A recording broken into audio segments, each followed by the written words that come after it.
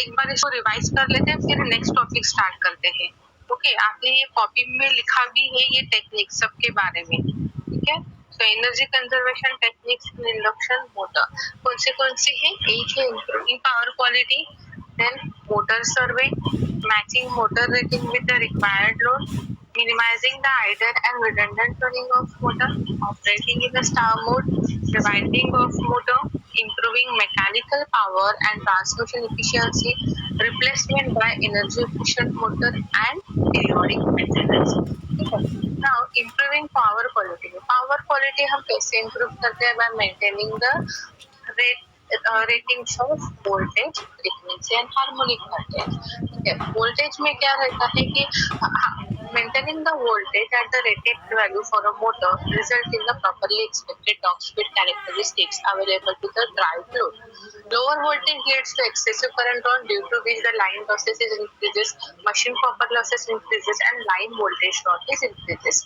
Even if voltage is above required value, higher flux density results in a motor that leads to the higher iron losses, and this leads to decrease in efficiency, and hence the proper voltage has to be maintained. ठीक है। हमें जो voltage जो है properly maintain करना है। अगर voltage की वैल्यू जो क्यों मेंटेन करना है प्रॉपरली, क्योंकि हमें expected torque speed characteristics available होती है टू ड्राइव द लोड। अगर वोल्टेज की जो रेटिंग जो है वो कम रहती है रेटेड से, तो उसकी वजह से क्या होता है, वहाँ पे एक्सेसिव करंट ड्रॉन होता है, और because of that line losses और मशीन के copper losses end voltage drop increase होता है। अगर वोल्टेज की वैल्यू रेटेड से ज्यादा रहती है तो उसकी वजह से क्या होता है, हायर आयरन लॉसेस वहाँ पे क्रिएट होते हैं। इस वजह से क्या होता है, एफिशिएंसी जो मोटर की रहती है वो डिक्रीज होती है। So hence a proper voltage has to be maintained for increasing the power quality. Then frequency. अभी फ्रीक्वेंसी में क्या होता है, फ्रीक्वेंसी रिलेटेड जो लॉसेस रहते हैं वो रहते हैं स्पीड एंड आयरन लॉसेस। ठीक है। सो अब फ्रीक्वेंसी की जो वैल्यू जो है वो अगर रेटेड से ज्यादा रहती है तो उसकी वजह से क्या होता है, वहाँ पे स्पीड रिलेटेड जो लॉसेस रहते हैं वो इंक्रीज होते हैं। As the speed is directly proportional to the frequency, so speed related losses कौन से, फ्रिक्शन एंड विंडेज लॉसेस रहते हैं वो इंक्रीज होते हैं। लॉसेस इंक्रीज होने की वजह से क्या होता है, अगेन एफिशिएंसी भी डिक्रीज होती है।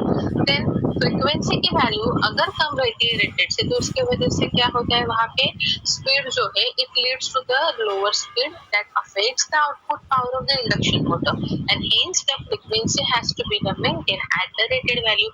Okay, then next है harmonic contents.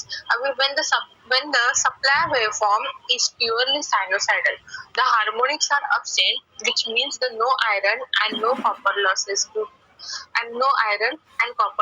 due to the harmonic voltage and currents. ठीक है। जब हमें आउटपुट में साइनोसाइडल प्योरली साइनोसाइडल वेवफॉर्म मिलता है, उसका मीनिंग क्या होता है कि जो वेवफॉर्म जो है वहाँ पे आउटपुट में जो पावर जो मिल रहा है वहाँ पे हार्मोनिक्स नहीं है। ठीक है। There are the harmonics are absent. ठीक है। हार्मोनिक्स एब्सेंट होने की वजह से क्या होता है, वहाँ पे लॉसेस जो है नहीं है, no iron and copper losses नहीं क्रिएट होते हैं। Also the harmonics even if very small lead to the production of unwanted harmonic terms in a motor. अगर कुछ हार्मोनिक्स क्रिएट भी होते हैं, सपोज हार्मोनिक्स क्रिएट होते हैं, तो उस वजह से क्या होता है, अनवांटेड हार्मोनिक टर्म्स प्रोड्यूस होता है मोटर में। अभी उसको हार्मोनिक्स को हमें एलिमिनेट करना है। To eliminate we need to overcome this problem, it requires the energy which is also wasteful, more energy required to eliminate this problem। तो एनर्जी ज्यादा लगती है, यानी यहाँ पे एनर्जी क्या हो रहा है, वेस्ट हो रहा है। सो अभी हमें फिर सप्लाई वोल्टेज जो है उसे ही we have to maintain nearer as possible to the sine wave in case of AC motor। ठीक है। ये हमने पढ़ा था। इम्प्रूविंग पावर क्वालिटी में अगर वोल्टेज, फ्रीक्वेंसी और हार्मोनिक कंटेंट की वैल्यू अगर हम रेटेड रखते हैं तो उस वजह से हमारी पावर क्वालिटी इंप्रूव होती है इंडक्शन मोटर की। देन नेक्स्ट था मोटर सर्वे। अभी मोटर सर्वे में हमें क्या देखना था, मोटर सर्वे में हमने सर्वे करना था मोटर का, तो जो इंडस्ट्री में मैक्सिमम एलटी मोटर रहती है, लो टेंशन मोटर्स रहती है, उनका सर्वे करना है। यानी वहाँ पे कुछ मोटर्स में प्रॉब्लम क्रिएट हो रहे हैं क्या, कुछ लीकेज करंट है क्या, लॉसेस ज्यादा हो रहे हैं। ठीक है। तो वो सर्वे से हमें यहाँ पे पता चलता था। Then matching motor rating with the required load. ठीक है। Matching motor rating with the required load, यहाँ पे क्या करना था, यहाँ पे क्या था, every motor is design to perform efficiently at a certain load. If the load on the motor and the output rating of the motor are identical, then this condition is called as the best matching of the motor and load on it. अगर हमारा load जो है, load on the motor, motor का जो load है और the output rating of the motor, ठीक है, अगर ये दोनों आइडेंटिकल हो गए, यानी दोनों की रेटिंग अगर मैच होती है, वो बेस्ट कंडीशन रहती है, ठीक है, तो मोटर रेटिंग, ठीक, आइडेंटिकल अगर रहता है तो वो best matching motor and load on it रहता है. If the load is much low और high as compared to the output rating of the motor, then the motor works at the lower efficiency and energy is unnecessarily wasted. ठीक है, सो हमारा जो load जो रहता है मोटर का, अगर वो रेटेड से कम रहता है या फिर ज्यादा रहता है as compare to the output rating of motor, यानी वो लोड और आउटपुट रेटिंग मोटर के आइडेंटिकल नहीं रहती है, उस समय क्या होता है, जो इफिशियंसी जो रहती है मोटर की वो कम हो जाती है और वहाँ पे एनर्जी जो है अननेसेसरीली वेस्ट होती है अगर वो रेटिंग हाई रही as compared to the rated set. Therefore, the rating of the motor is selected according to the probable load on it. जितना लोड है उसके अकॉर्डिंग ही मोटर की रेटिंग हमें सिलेक्ट करना चाहिए. ठीक है, so this is one of the technique for energy conserve in induction motor, matching motor rating with the required load. Next, take it in minimizing the idle and redundant running of the motor. ठीक है, so loss of energy as the no load power drawn is approximately about 12% to 16% of the rated power output of motor. जो no load power रहता है कितना रहता है, 12% to 16% as compared to the output power of the motor.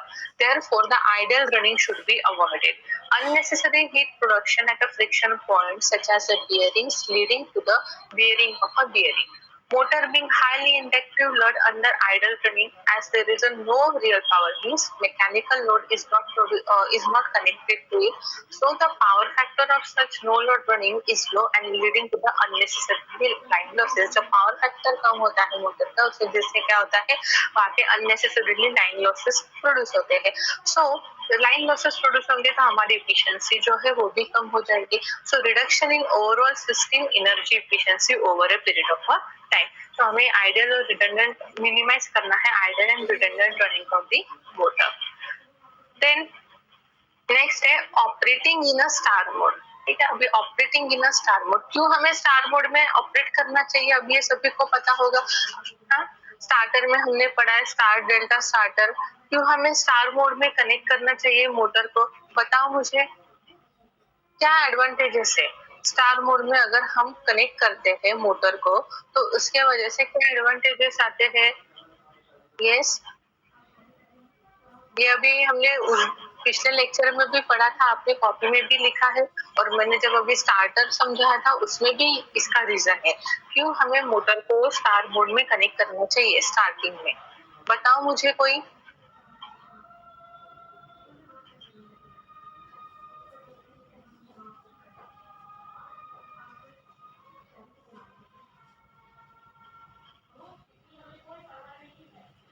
Yes, बताओ.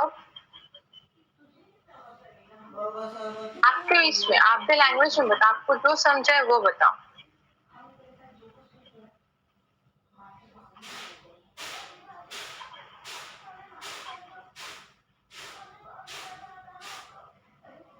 Yes, Rakesh.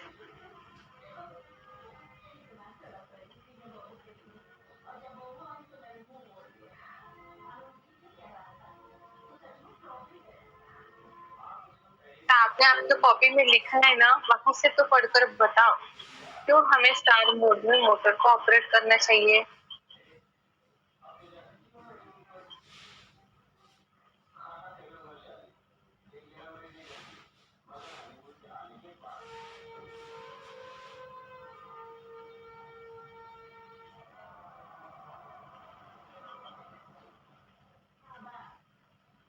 Yes, किसको पता नहीं है तो तुझा.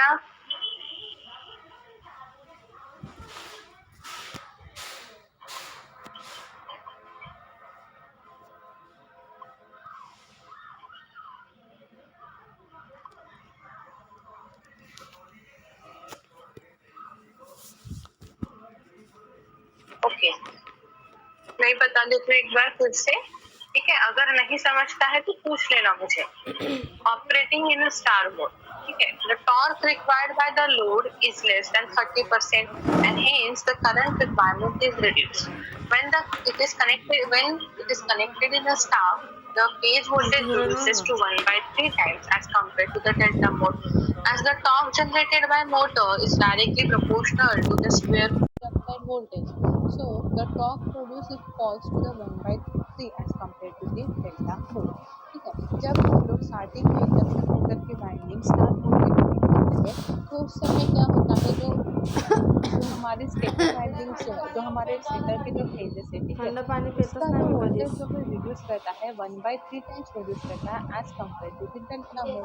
So the torque generated in the motor in that time is directly proportional to the square of the applied voltage, और वो भी 1/3 कम रहता है as compared to the delta mode. Okay, due to decreased phase voltage, the iron losses is decreases to nearly 1/3 as the total iron losses are proportional to the square of the applied voltage. ठीक है, अभी phase voltage decrease हो रहा है, उसकी वजह से क्या होता है, जो लॉसेस जो रहते हैं, आयरन लॉसेस जो होते हैं, वो भी डिक्रीज होते हैं. कितना डिक्रीज होते हैं? It is 1/3 times as the total iron losses are proportional to the square of the applied voltage.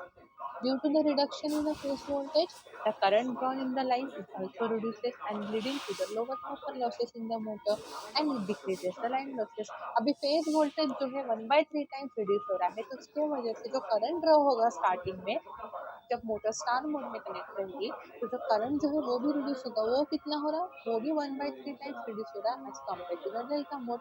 Current reduce होने की वजह से क्या होता है, उसके रिलेटेड जो लॉसेस रहते हैं, कॉपर लॉसेस जो रहते हैं मोटर में, वो भी डिक्रीज होते हैं. ठीक है, and it decreases the line losses also.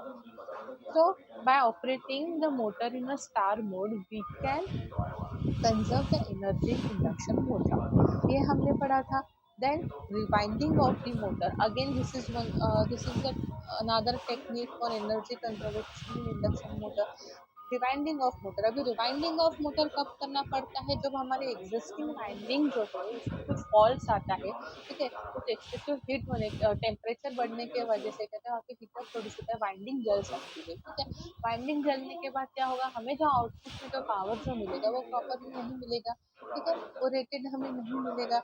अगर आउटपुट नहीं मिल रहा है, यानी एफिशिएंसी जो मोटर की है एफिशिएंसी भी कम मिलेगी, तो उस समय क्या करना पड़ता है, हमें वाइंडिंग जो है उसको रिवाइंड करना पड़ता है. अभी रिवाइंडिंग करना है यानी क्या करना है कि उसके लिए जो मटेरियल्स जो यूज करने हैं हमें, वो वो जो है, जो प्रीवियस वाली जो वाइंडिंग थे उसी क्वालिटी के, उसी मटेरियल के, उसी डिजाइन स्ट्रक्चर का वाइंडिंग हमें यूज करना है. सो क्यों करना है? It is possible to maintain the original operating characteristics. इसके वजह से जो मशीन का ओरिजिनल कैरेक्टरिस्टिक्स था वो हम मेंटेन कर सकते हैं.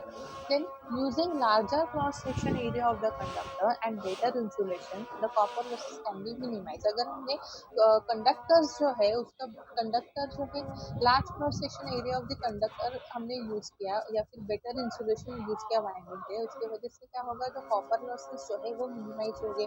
Then rewinding for the required torque and the power और the speed results in a lowering of the losses. ठीक है, लॉसेस कम हो जाएगा तो क्या होगा, ऑब्वियस है हमारी इफिशियंसी जो है मोटर की वो बढ़ जाएंगी and hence energy can be save. Extension of a coils beyond the slot of insulation, it must be minimized to reduce the amount of a copper use that leads to lowering of the copper losses. ठीक है, अगर coil extend होता है, coil जो है beyond the slot, अगर उसका जो लेंथ जो है स्लॉट से अगर बड़ा होता है, तो insulation must be beyond the snout insulation, it must be minimized to reduce the amount of a copper. तो वो कॉइल्स का जो लेंथ जो है उसको हमें क्या करना है, मिनिमाइज करना है. तो मिनिमाइज करेंगे तो क्या होगा, जो एक्सेसिव कॉपर यूज हो रहा था कॉइल के लिए वो रिड्यूस हो जाएगा. और एक्सेसिव कॉपर अगर हमने नहीं यूज किया उसकी वजह से क्या होगा, उसके जो कॉपर लॉसेस जो है वो भी कम हो जाएंगे. ठीक है, तो ये हमने पढ़ा था rewinding of the motor. Then seventh था improving mechanical power and transmission efficiency. अभी मैकेनिकल पावर और ट्रांसमिशन एफिशिएंसी को हमें इम्प्रूव करना था, तो उसके लिए क्या था, क्या सॉल्यूशन था कि हमें proper selection of a belt drives and gear drives हमें सिलेक्ट करना था. This is suitable for these drives is suitable for particular application is a highly essential. Now अगर हमें बेल्ट ड्राइव अगर सिलेक्ट करना है तो उसके लिए क्या रिक्वायरमेंट थी कि वो बेल्ट ड्राइव ऐसे सिलेक्ट करना है जो हाई एफिशिएंसी प्रोवाइड करेगा. It should create the less noise, less maintenance, and the no need of a lubrication. ठीक है, these are the requirement for selection of a belt drive. Again, gear drives. अभी gear drives कौन से select करना था, यहाँ पे दिया था कि कौन से टाइप का गियर ड्राइव जनरली यूज करते हैं. तो helical and bevel gear drives are most efficient. ठीक है, and hence it is mostly preferred. इसका एफिशिएंसी कितना 90 to 95% एफिशिएंट है ये ड्राइव, और मोस्टली यही ड्राइव प्रिपेयर करते हैं इंडक्शन मोटर में. Then helical gears are opted for the larger loads. ठीक है, जहाँ पे लोड डिमांड ज्यादा है जिस इंडक्शन मोटर में, तो वहाँ पे जो है हेलिकल गियर्स मोस्टली यूज करते हैं. Then spur gears are avoided in a new system due to their low efficiency. एक स्पूर गियर्स भी रहते हैं पर ये जनरली अवॉइड करते हैं क्योंकि वो एफिशिएंसी प्रोवाइड करता है. Then warm gears are available with a greatly reducing ratio but have the inconsistent efficiency. अभी ये warm gears है, ये क्यों यूज नहीं करते because of the inconsistent efficiency.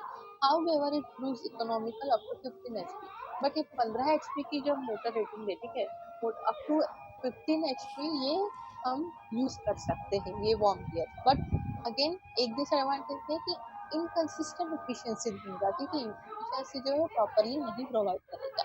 Then energy conservation is achieve by using the more efficient gear for a particular application. According to the application अगर हमने efficient gears use किए तो हमारी एनर्जी जो है वो यहाँ पे कंजर्व होगी.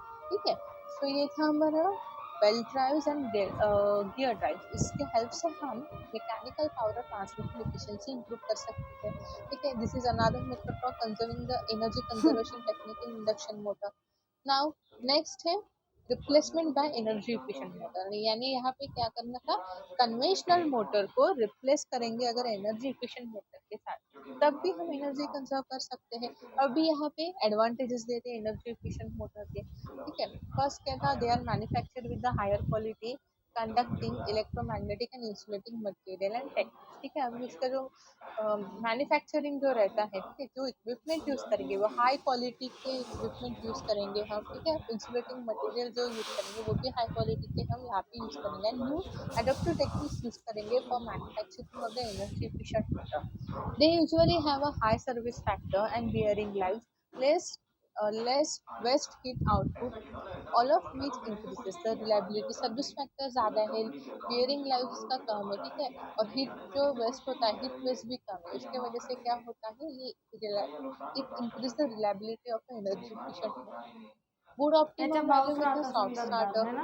then smooth speed over a required range and less vibration, negligible maintenance, longer warranties, and low failure rates.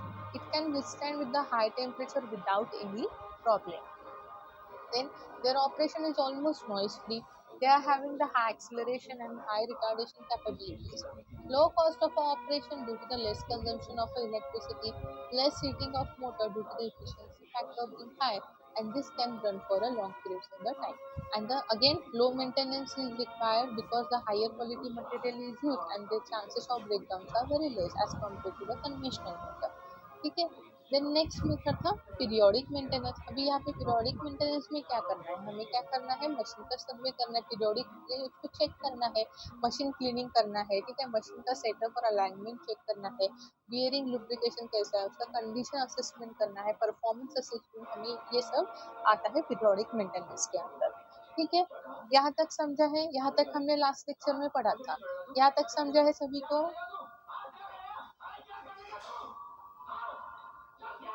Yes, reply करो. Yes ma'am. Yes ma'am. Okay, हाँ, ठीक है. अभी आज पढ़ते हैं power flow diagram of induction motor. अभी ये जो टॉपिक जो है ऑलरेडी मशीन्स में हुआ है, सेम टॉपिक यहाँ पर भी है. ठीक है, power flow diagram of induction motor. एक बार इसको रिवाइज कर लेते हैं. क्या रहता है power flow diagram of induction motor में, मोटर इनपुट जो रहता है, ठीक है, it is given to the stator represented as a P1. Then stator का जो आउटपुट जो रहता है वहां पे हमें लॉसेस आते हैं कुछ स्टेटर, यहाँ से इनपुट से कुछ पावर फ्लो होता है टूवर्ड द स्टेटर आउटपुट, वहां पे लॉसेस आते हैं stator copper losses and iron losses, ठीक है। Then from stator output again जो रिमेनिंग पावर जो रहता है वो जाता है रोटर इनपुट में, ठीक है। It is represented as a P2, ठीक है। Then again some losses is occur in the rotor, rotor copper losses, ठीक है। देन रोटर आउटपुट में हमें मिलता है मैकेनिकल पावर डेवलप होता है, it is represented as a PF। Then वहां पे आउटपुट में friction and windage losses create होता है, ठीक है। देन जो रिमेनिंग पावर बचता है we can say that is that power is known as the net motor output power, that is P output, ठीक है। इतने सब लॉसेस होने के बाद जो आखिरी में जो पावर मिलता है वो रहता है हमारे इंडक्शन मोटर का net motor output power, okay. So an induction motor converts the electrical power into mechanical power. The different types of losses occurs in induction motor: copper losses, iron losses, and mechanical losses. Figure above shows the power flow diagram of induction motor. Input is provided to the stator. Key losses takes place in stator. Stator copper loss in stator winding and core loss in the stator core. Okay, iron losses. Then the remaining power is then transferred to the rotor through the air gap and torque is produced from the rotor. Now the rotor losses is include rotor copper losses in rotor winding and negligible small core losses in the rotor core. Then after applying the rotor losses, the remaining power appears as a gross rotor output. Then the frictional and windage losses takes place at the rotor body and the bearings. So the remaining power then appears as a net rotor output power, ठीक है। तो यहाँ पे वही expression दिया है जैसे अभी डायग्राम में आपको दिख रहा है। इनपुट जाता है, मोटर का इनपुट जाता है स्टेटर को, देन स्टेटर में लॉसेस होते हैं copper losses and iron losses. Then remaining power कहाँ पे जाता है, रोटर इनपुट में, फिर रोटर में लॉसेस होता है रोटर कॉपर लॉसेस।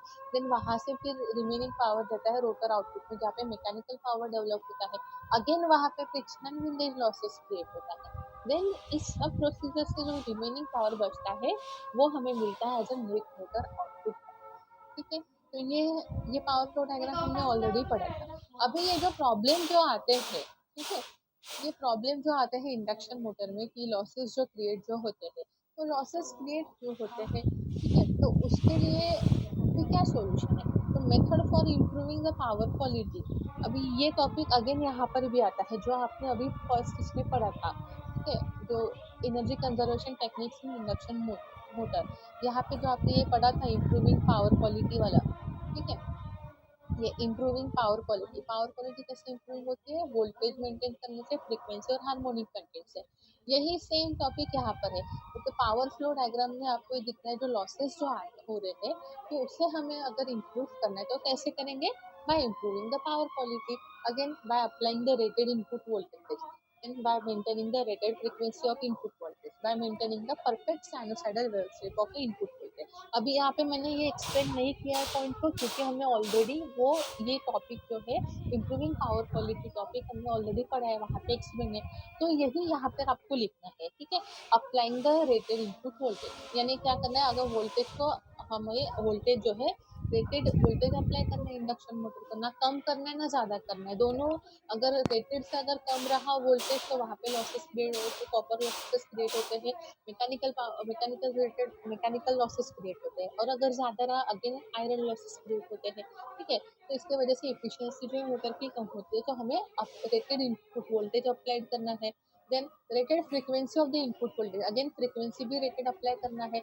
अगर फ्रीक्वेंसी अगर हमने ज़्यादा अप्लाई किया था तो स्पीड रिलेटेड और फ्रीक्वेंसी रिलेटेड जो फ्रीक्वेंसी रिलेटेड जो लॉसेस है, स्पीड एंड आयरन लॉसेस वो इंक्रीज होते हैं। स्पीड रिलेटेड लॉसेस यानी क्या, फ्रिक्शन एंड विंडेज लॉसेस जो है वो इंक्रीज हो जाते हैं। और अगर फ्रीक्वेंसी की वैल्यू कम रहती है यानी स्पीड कम होती है, तो स्पीड कम होने की वजह से क्या होगा, एफिशिएंसी जो है वो हमें बेहतर नहीं मिलती है, ठीक है। और थर्ड क्या है, bye maintaining the perfect sinusoidal wave shape of input voltage यानी हार्मोनिक कंटेंट्स, ठीक है। आउटपुट में हमें प्योर साइनोसाइडल वेवफॉर्म कब मिलता है, जब हमारे मशीन में हार्मोनिक्स क्रिएट नहीं होते हैं। अगर हार्मोनिक्स क्रिएट होते हैं स्मॉल अमाउंट में तो भी क्रिएट होते हैं, तो वहाँ पे हार्मोनिक टॉप क्रिएट होता है, तो वो टॉप को अगर हमें एलिमिनेट करना है तो एक्स्ट्रा पावर लगती है।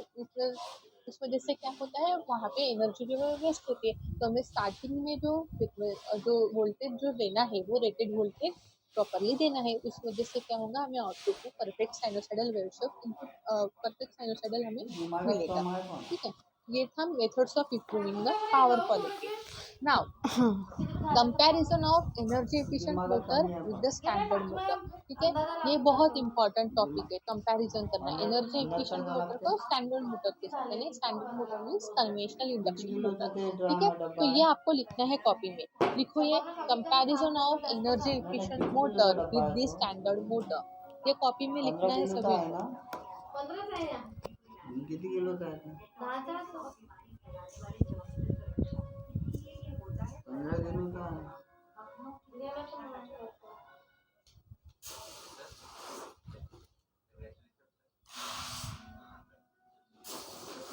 अब होते ना 15 किलोचा आणता ना, एवढा करू शकतो.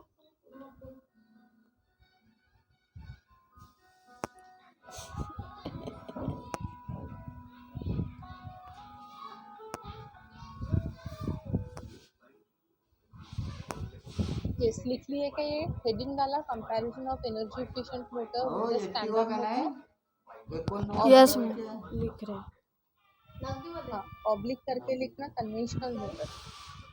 जर 1,10,000 जाते 1,10,000 1,10,000 गेले ते परवडते. 10,000 10-20 जास्त गेले तरी चालते. कशात? ऍक्टिवा मध्ये. पण नगदीमध्ये काय लय एवढे भरायचे, उधारीतच घ्यायचे 50,000 रुपये वरून.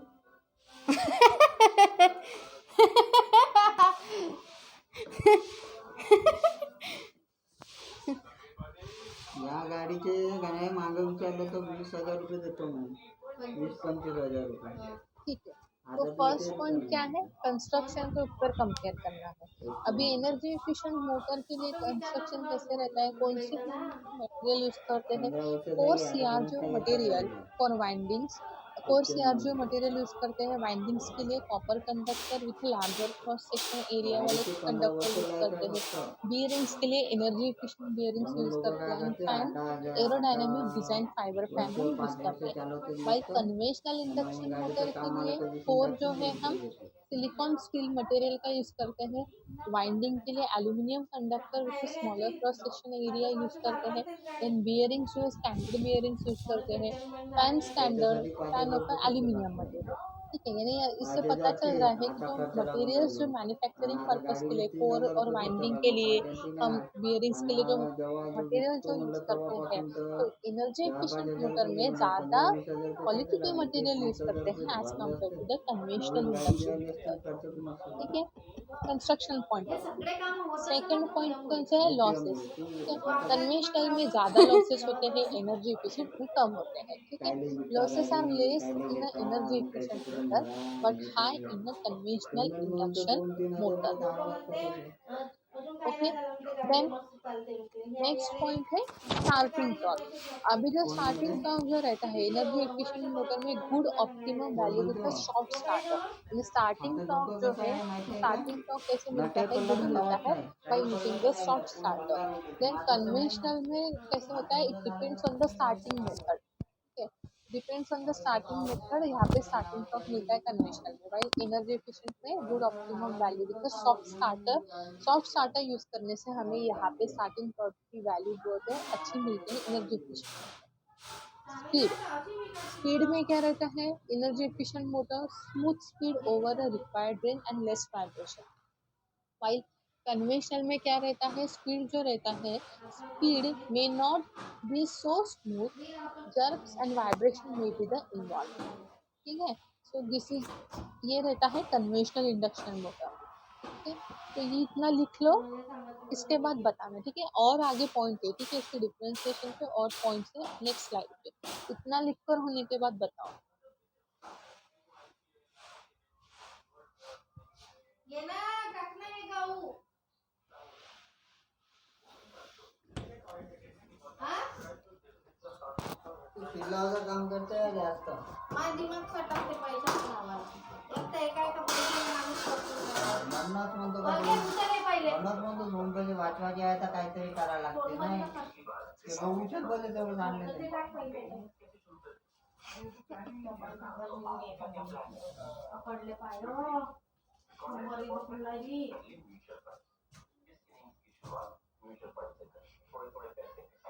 तुला गोरी कुठे आहे? हे घे, हे घे.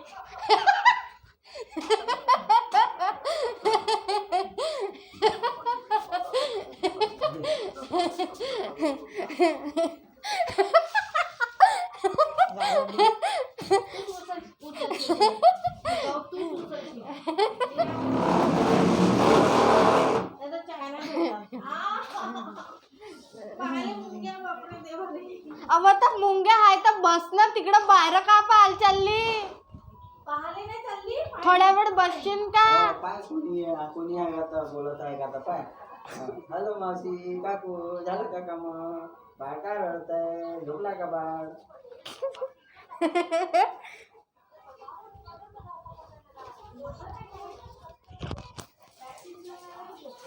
हो गया मैम हो गया?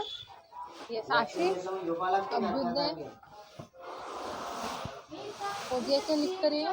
है मैम हे चप्पल तुटली हे वाली याची एक चप्पल कुठं हे वाली हाँ हाँ मैम ठीक है नेक्स्ट लिखो नेक्स्ट पॉइंट है अभी नॉइस ठीक है ऑब्वियस है एनर्जी एफिशिएंट मोटर में जो नॉइस जो है वो कम क्रिएट होगी क्योंकि यहाँ पे जो स्पीड स्मूथ स्पीड मिलती है हमें तो वाइब्रेशंस जो है वो क्रिएट नहीं होते चल घरात नॉइस बस and vibration is level is very less in energy efficient motor while conventional में कैसा रहता है ज़्यादा नॉइस क्रिएट होता है अभी कॉस्ट फैक्टर देखा जाए तो कन्वेंशनल की कॉस्ट कम है और एनर्जी एफिशिएंट मोटर की कॉस्ट ज़्यादा रहेगी ठीक है क्यों क्यों ज़्यादा रहेगी क्योंकि यहाँ पे हम जो मैन्युफैक्चरिंग पर्पस के लिए जो मटेरियल जो यूज़ करते हैं ठीक है तो उसका क्वालिटी कैसे रहता है वो अच्छा रहता है क्वालिटी अच्छा है तो उसका थोड़ा कॉस्ट भी ज़्यादा रहेगा ठीक है तो कॉस्ट जो है एनर्जी एफिशिएंट मोटर की ज़्यादा है और आज क्लास कन्वेंशनल की आएगा कम है पर कॉस्ट की तरफ हमें हमेशा यानी कॉस्ट देखना है पर ये लेक्चर है आज इतना फैक्टर यानी ट्यूशन ऐसे है नहीं देखना है कि कॉस्ट बहुत ही ज़्यादा है तो हम लोग कन्वेंशनल को ही लेते हैं करके नहीं अगर तुम कॉस्ट जो है थोड़ा ज़्यादा रहेगा तो भी चलेगा पर आपको मेंटेनेंस करने की ज़रूरत नहीं पड़नी चाहिए ऐसी मोटर चाहिए उसका जो एजिंग जो है वो भी ज़्यादा चाहिए ठीक है करूँगी कॉस्ट अगर ज़्यादा भी रही तो क्या हो सकता है वो कुछ मी तो समय कसं बाद का वो आपको फिर से मिल सकता है ठीक है यानी उसका वर्किंग जो होगा तो करा उसमें से जो प्रॉफिट होगा तो वो एज अ कॉस्ट इफेक्टिव ठीक है वो आपको मिल सकता है सिंपल पे बैक पीरियड जो है वो आपका 1-2 साल में वो सिंपल पे बैक पीरियड से 1-2 साल में आपका वो कॉस्ट निकल जाएगा ज़्यादा कॉस्ट है तो भी वो पैसा आपको निकल जाएगा क्योंकि ये एनर्जी एफिशिएंट मोटर जो है प्रॉफिट ही ज़्यादा देती याच्या दिमागात है आले ठीक विचार है देन आता effect of voltage fluctuation again energy efficient में लेस रहता है कन्वेंशनल में ज़्यादा रहता है इफिशियंसी एनर्जी एफिशिएंट मोटर मोर इफिशिएंट कन्वेंशनल जो है लेस इफिशिएंट ठीक है इतना लिख लो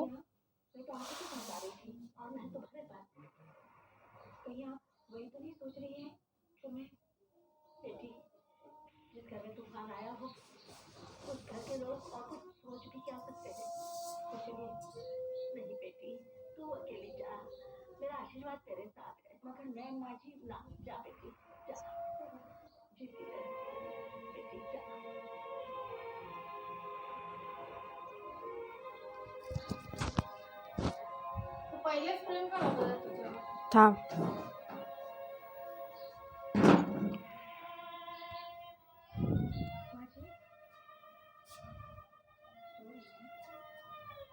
हो गया ma'am okay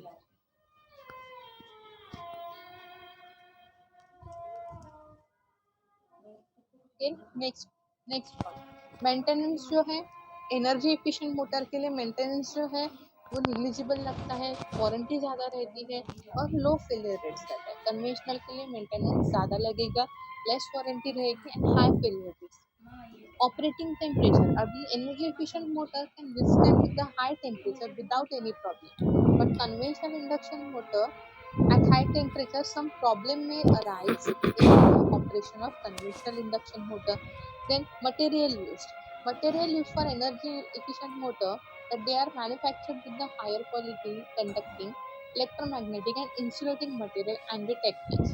While in conventional induction motor, they are manufactured with the lower quality conducting electromagnetic and insulating material and techniques. ठीक है, तो ये और 3 पॉइंट्स है, maintenance, operating temperature and material use. इसको लिख लो।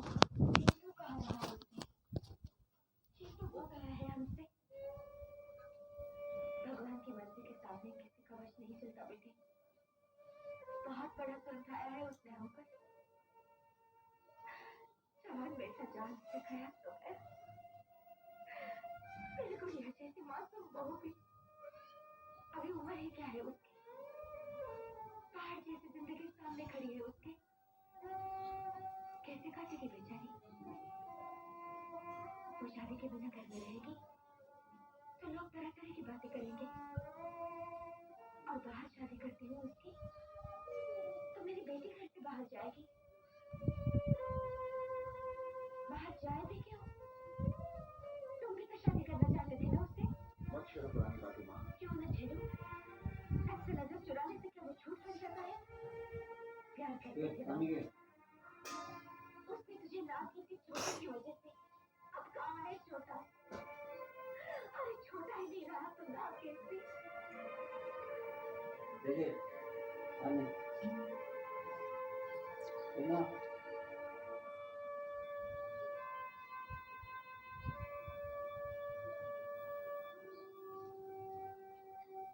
बहुत मोह डाला है रे उसने मेरे मन में।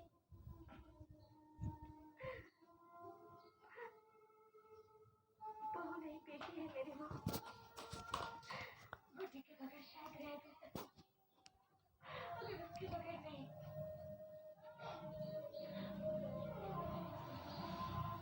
मैंने छोटे को वापस नहीं ला दे सकता ना तू, मगर उसके प्यार को तो अपना सकता है।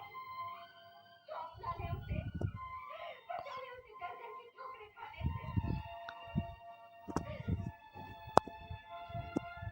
तुझे ये शादी करनी होगी।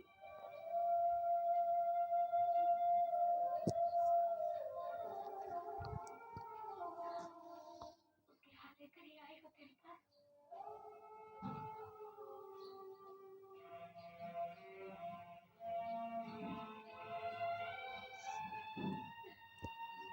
आदर, आदर, आदर।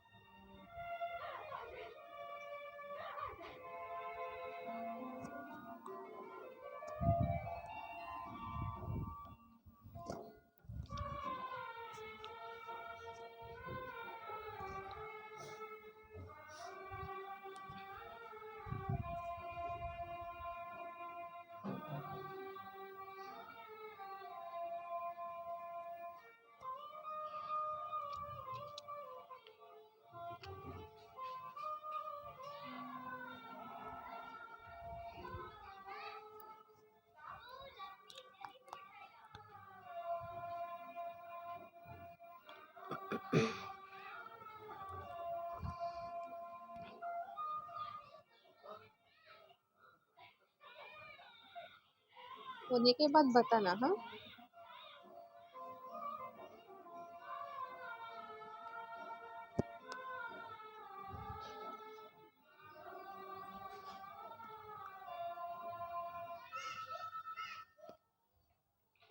हेलो, क्या मैं निशाली से बात कर सकता हूँ? हाँ जी, एक मिनट। भाभी आपका फोन। जीवन तक मैं रख लो। कौन? निशा बोल रही? हाँ बोल रही हूँ। मुझे आपसे एक जरूरी बात करनी है। हाँ कहिए। मैं आपको ये बताना चाहूँगा आनंद ने आपसे शादी करने के हो गया मैम, आपके पति हो गया। अपने भाई Okay, so this is the comparison for energy efficient motor and conventional induction motor. किस किस पॉइंट पे कंपेयर किया है? Construction, losses, starting torque, speed. Construction जो रहता है इसमें जो मटेरियल यूज करते हैं एनर्जी एफिशिएंट मोटर के लिए वो ज़्यादा क्वालिटेटिव रहते हैं as compare to the conventional induction motor. Energy efficient motor में जो लॉसेस जो रहते हैं वो लेस रहते हैं as compare to conventional induction motor. Conventional induction motor में ज़्यादा रहते हैं। स्टार्टिंग टॉर्क जो रहता है for energy efficient, it is good optimum value with the salt starter can be obtained, and in conventional depends on the starting method. Speed जो रहती है efficient motor, energy efficient motor की smooth speed over required range and less vibration while in conventional the speed may not be so smooth, jerks and vibration may be involved. अभी noise जो रहता है energy efficient में noise और vibration जो है वो कम प्रोड्यूस होते हैं, वाइल कन्वेंशनल में ज़्यादा क्रिएट होता है नॉइस। कॉस्ट जो है एनर्जी एफिशिएंट की ज़्यादा रहेंगी, कन्वेंशनल की कम रहेगी। Effect of voltage fluctuation is less in energy efficient while more in conventional method. Efficiency more efficient for energy efficient motor ज़्यादा efficient रहती है as compared to the conventional induction motor. Then maintenance again energy efficient के लिए कम maintenance लगेगा, while conventional motor के लिए ज़्यादा लगेगा. Operating temperature energy induction efficient motor can withstand with a high temperature without any problem, while in conventional at high temperature some problem may arise in the operation. Again, material used high quality of conducting electromagnetic and insulating material and techniques are used for the energy efficient motor, while conventional के लिए lower quality material use करते हैं. ठीक है, so ये था difference between energy efficient and conventional induction motor. Now next topic है how core losses and copper losses can be reduced in a conventional induction motor. अभी ये जो core और copper losses कैसे हम reduce कर सकते हैं conventional induction motor, इसके यहाँ पे reasons, इसके यहाँ पे solution provide किए हैं. तो reduction of a core loss and copper loss in conventional induction motor. Reduction of a core loss. Hysteresis loss is reduced by using the low loss grade silicon steel. Then increase in the stator and rotor core length. अगर core losses अगर create हो रहे, ज़्यादा core losses create हो रहे induction motor में, तो उसको कैसे reduce करना है हमें? जो hysteresis loss जो होता है वो reduce होता है by using the low loss grade silicon steel. Then by increasing the stator and rotor core length. core length जो रहता है stator और rotor का core length अगर हमने increase किया तो ये losses जो है वो reduce हो सकते हैं. Then eddy current losses is reduced by using the thinner core lamination. ठीक है, thinner core lamination यूज करेंगे तो जो इंडक्शन मोटर में एडी करंट लॉसेस जो है वो क्रिएट होते हैं वो हम रिड्यूस कर सकते हैं. Then thinner lamination of a stator core compared to the rotor core, as the frequency of a stator flux alternation is very high as compared to the rotor. As compared to the rotor, which is slip frequency. ठीक है, then ये हो गया solution for core losses. ठीक है, core losses जो create होते हैं, अभी इसमें हिस्टेरेसिस और एडी करंट लॉसेस अगेन रहते कोर लॉसेस में. तो हिस्टेरेसिस लॉसेस रिड्यूस कैसे होता है? By using the low loss grade silicon steel. Then by increasing the stator and rotor core length. जो रोटर और स्टेटर कोर लेंथ रहता है उसको इंक्रीज करने से ये कोर लॉसेस रिड्यूस होते हैं. Eddy current losses is again reduced by using the thinner core laminations, and the thinner lamination for a stator cores are compared to the rotor cores as the frequency of the stator flux alternation is very high as compared to the rotor which is at the slip frequency. ठीक है, ये हो गया core loss reduce करने के solutions. Then है copper loss. अभी copper losses कैसे रिड्यूस कर सकते हैं? पर selection of a proper size of a winding conductor so as to reduce its resistance. ये एक सॉल्यूशन है. Winding conductors of a purest copper form अगर हमने यूज किया वाइंडिंग के लिए तो इससे कॉपर लॉसेस हम जो है कम कर सकते हैं. Increasing the cross section of a rotor bars and end ring so as to reduce the copper losses. Cross section rotor bars के जो क्रॉस सेक्शन और एंड रिंग्स है उसकी वजह से उसको इंक्रीज करेंगे, उसका एरिया इंक्रीज करेंगे तो it lead to the reduce the copper losses. Then operating the motor nearer to synchronous speed reduces the I2R losses. ठीक है, so these are the solution for reduction of a copper losses. Okay, ये है core loss और copper loss. अगर conventional motor में आपको कम करना है, रिड्यूस करना है तो ये सॉल्यूशंस है. ठीक है, देन अभी ये सब हमने पढ़ा पूरा इंडक्शन मोटर के बारे में, एनर्जी कंजर्वेशन इन इंडक्शन मोटर. अब ये चैप्टर का सेकेंड पार्ट स्टार्ट होता है एनर्जी कंजर्वेशन इन ट्रांसफार्मर. ठीक है, ये सेकेंड पार्ट है सेकेंड लेसन का. अभी ट्रांसफार्मर में हम ट्रांसफार्मर के बारे में पढ़ना है.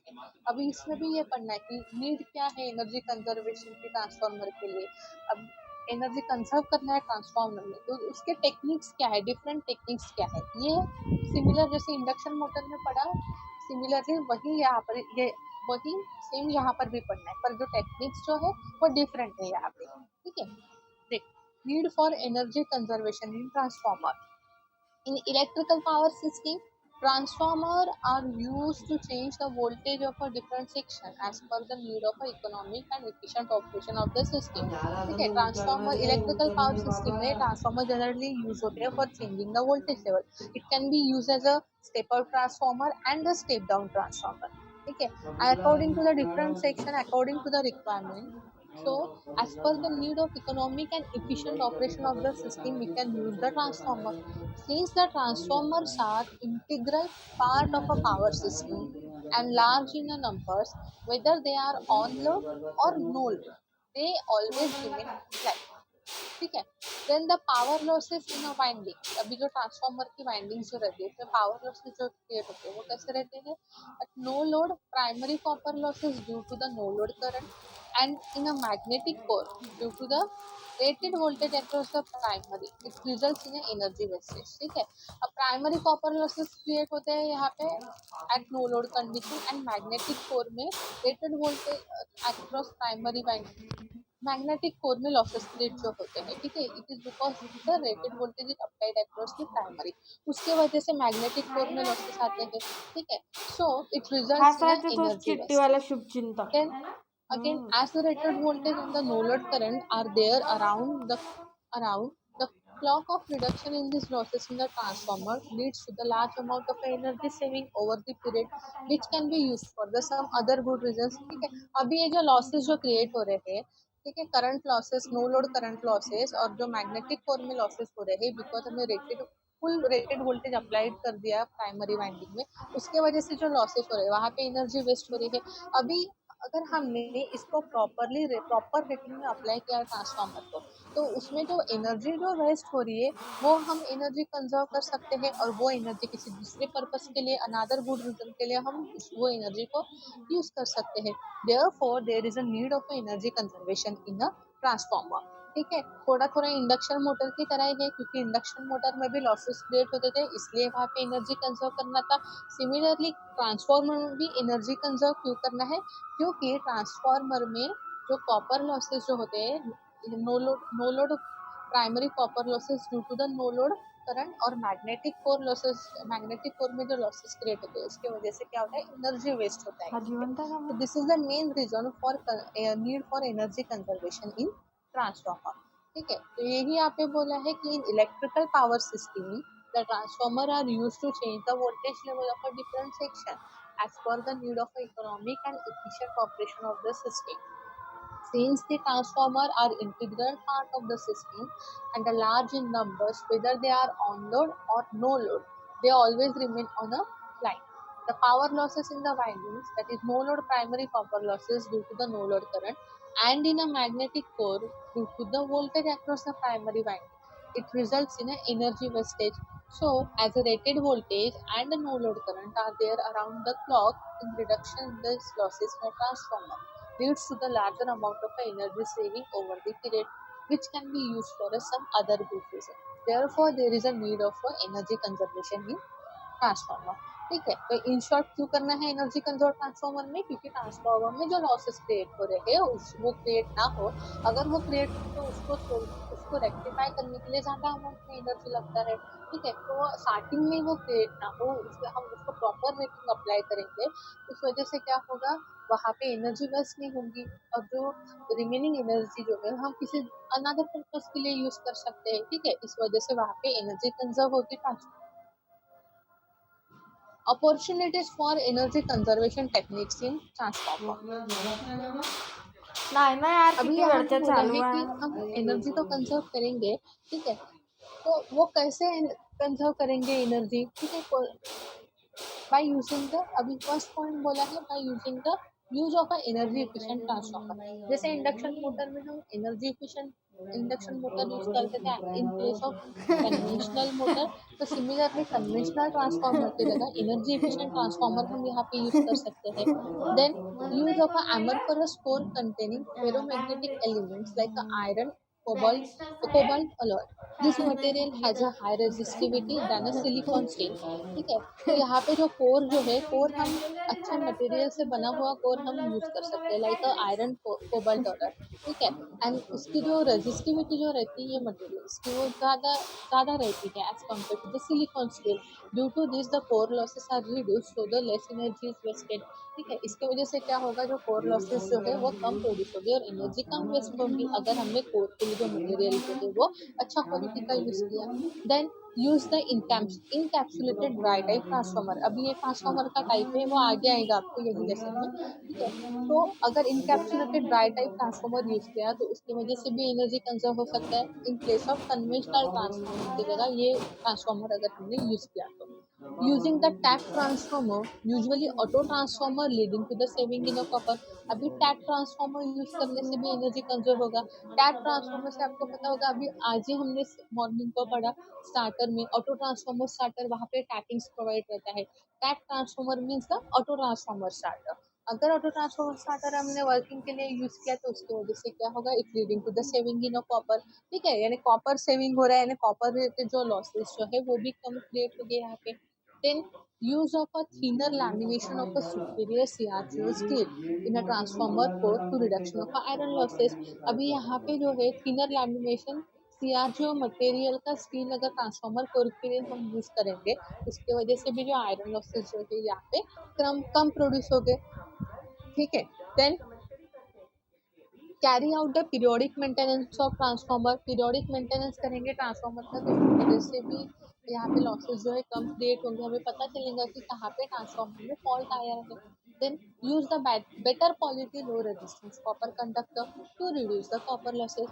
Then maintain the operating voltage and frequency at the rated value. ठीक है, so that the power quality can be improve and the losses are minimised.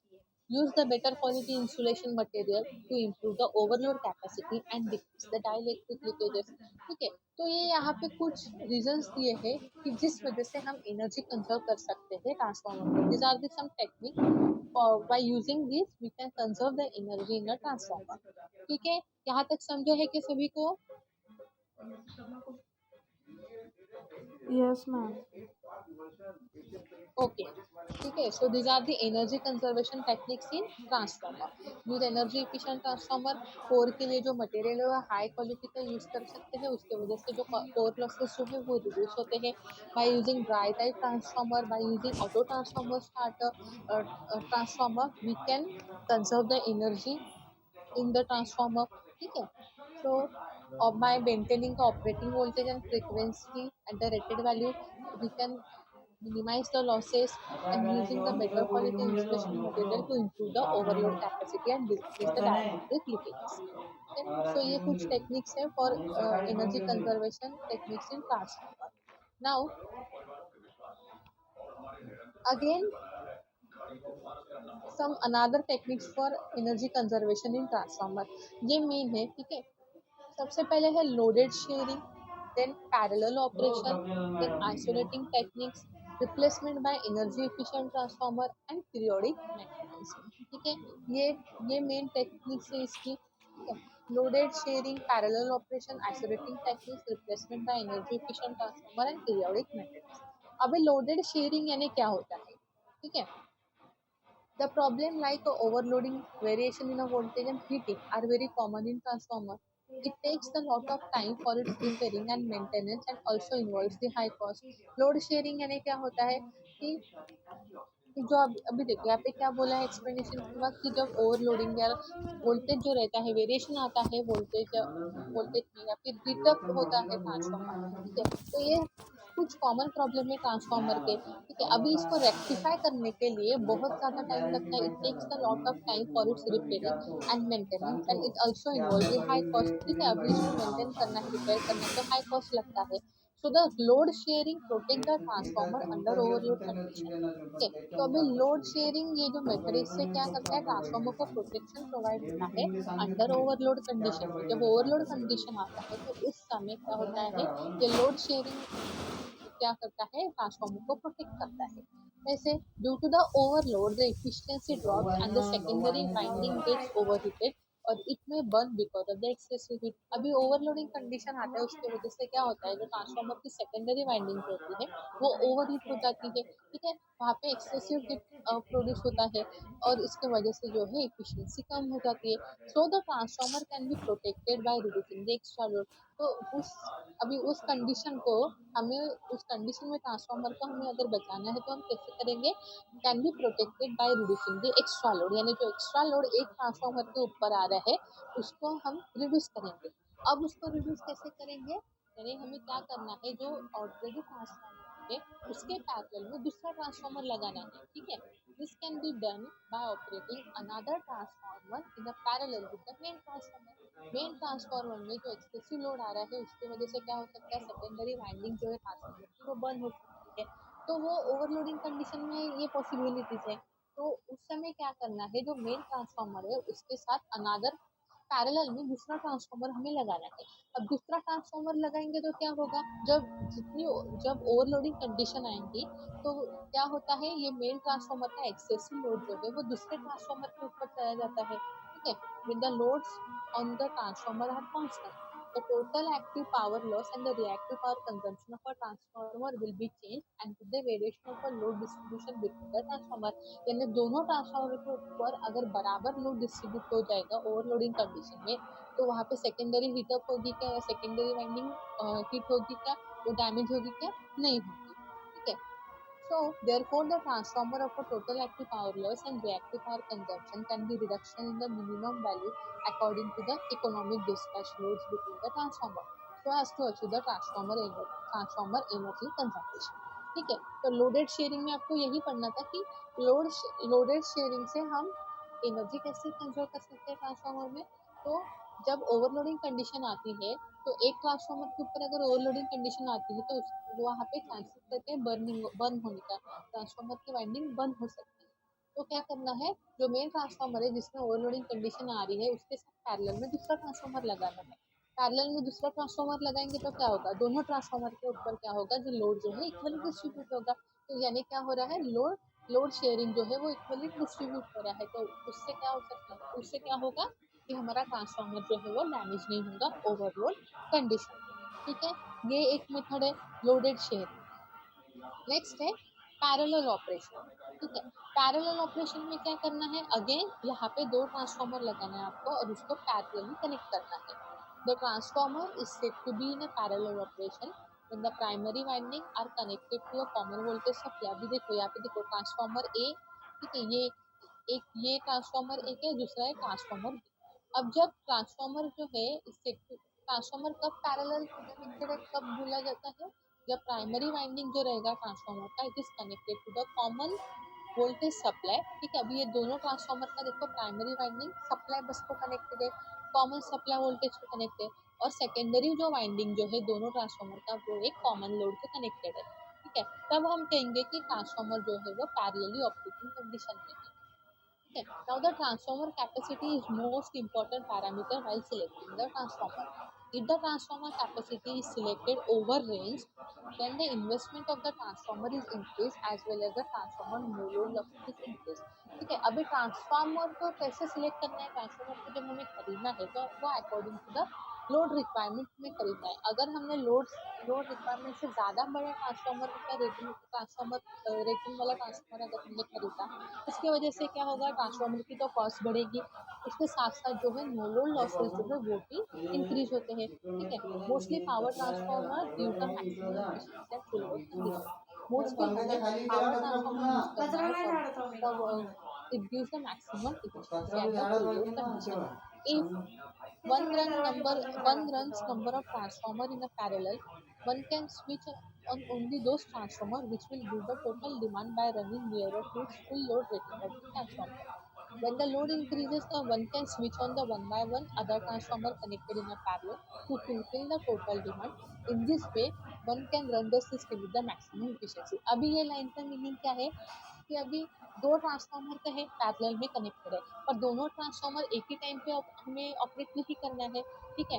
According to the load requirement ये ऑपरेट होंगे, ठीक है। सपोज 230 वोल्ट का demand है, suppose for example, और transformer A का भी रेटिंग 230 वोल्ट है और दूसरे का भी 230 वोल्ट है, ठीक है। और हमें आउटपुट में पावर 230 चाहिए, तो एक ही ट्रांसफार्मर से हमारा काम चलेगा। पर हमारी रिक्वायरमेंट जो है 330 है, ठीक है। तो अभी दोनों ट्रांसफार्मर वर्किंग कंडीशन में लाना पड़ेगा, तभी हमें आउटपुट में जो पावर जो है 330 मिलेगा, ठीक है। ये इसका मीनिंग था, ठीक है। According to the power, according to the our load requirement, we have to operate this transformer. अगर एक ही से काम चलता है तो अच्छी बात है, पर अगर पावर रिक्वायरमेंट, लोड रिक्वायरमेंट ज़्यादा है तो क्या होगा, दूसरा ट्रांसफार्मर भी हमें ऑपरेट करना है। तो इससे क्या होगा, जो ओवरलोड, इससे क्या होगा, जो लोड जो है वो इक्वली डिस्ट्रीब्यूट होगा, ठीक है। जैसे लोड शेयरिंग में हमने पढ़ा, सिमिलरली थोड़ा टाइप यहाँ पर भी पैरेलल ऑपरेशन में, यहाँ पर भी जो पैरेलल ऑपरेशन में ट्रांसफार्मर है और ट्रांसफार्मर भी पैरेलली कनेक्टेड है। According to the load requirement ये दोनों ट्रांसफार्मर ऑपरेट होते हैं, ठीक है। ये था पैरेलल ऑपरेशन। अभी नेक्स्ट है isolating techniques for the transformer. अभी आइसोलेटिंग से आपको पता चल जाएगा, आइसोलेटिंग यानी क्या होता है कि हमें क्या करना है, कट करना है,